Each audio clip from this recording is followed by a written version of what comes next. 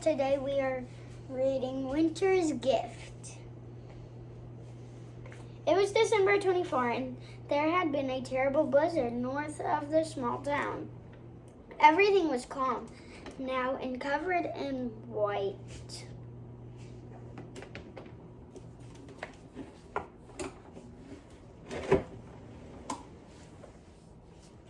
When the old man awoke that morning, his bones ached more than usual, which probably meant more snow was on its way.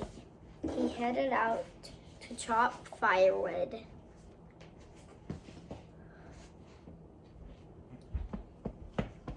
The old man lived on a small farm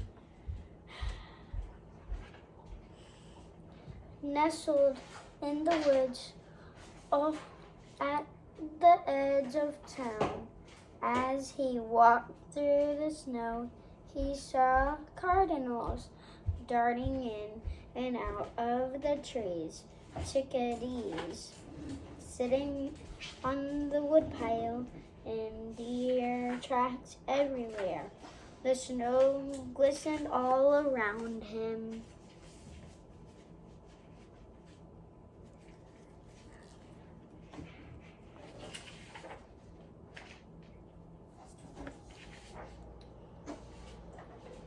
The old man worked. He began to daydream of the Christmases that had come before.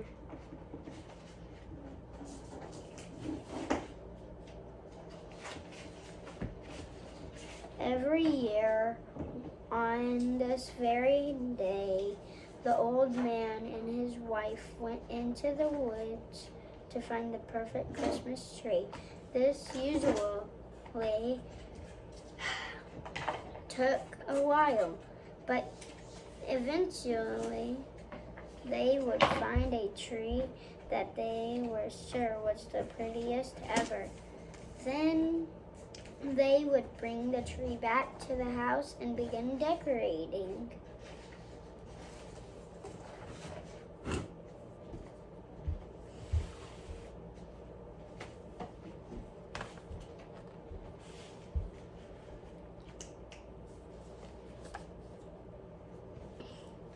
He would put on the lights while she made hot tea and sandwiches. Then together they would hang the ornaments. Finally, when the tree was just right, his wife would take a wooden box that held a beautiful star.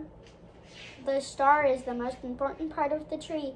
She would always say, "It's a symbol of hope, and no matter how bad things get, you should always have hope."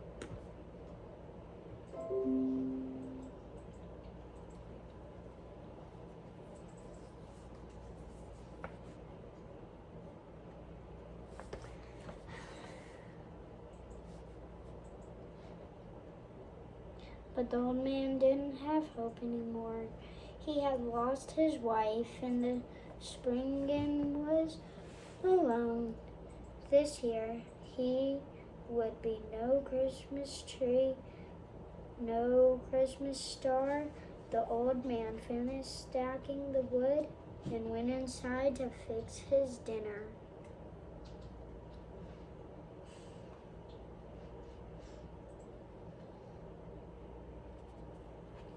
Not far away from the old man's house, a mare wandered alone through the woods during the blizzard.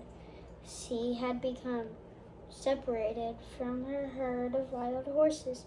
The swirling snow and blowing wind were so strong she had fallen behind and gotten lost.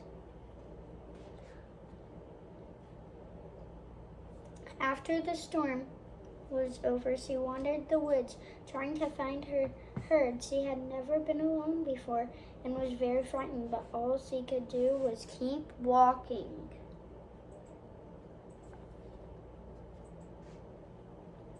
Now, as the day ended and it grew dark, new snow started to fall. In the distance, the mare could hear wolves howling. She needed to find a safe place for the night. The wind whistled and huge snowflakes whirled around her. She was growing weary and so cold she struggled through the deep snow. The sound of howling seemed closer.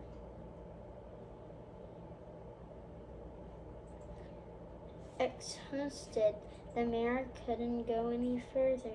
She came to a clearing in the woods and then collapsed into the snow, letting out a smaller nicker.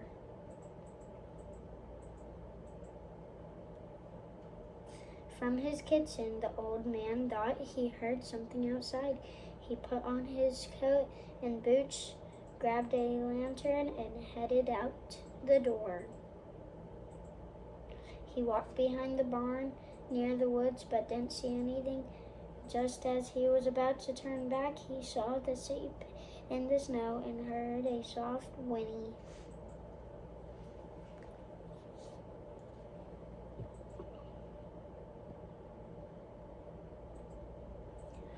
Using his scarf as a rope, the old man gently coaxed the mare to her feet.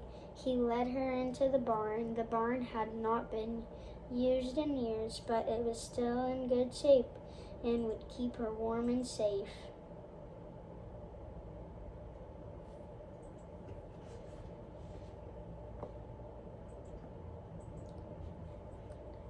The old man ran to his house and brought back blankets and carrots for the mare. He gave her water and dried her off. He made her as comfortable as he could. The barn felt warm and cozy, and soon the old man drifted off to sleep.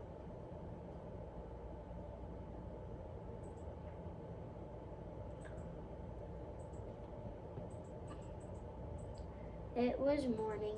When he finally awoke for a minute, he forgot where he was. Then he remembered and looked over to the mare. Snuggled against her side was a newborn foal. The foal struggled to its feet and looked up at the old man. He couldn't believe his eyes.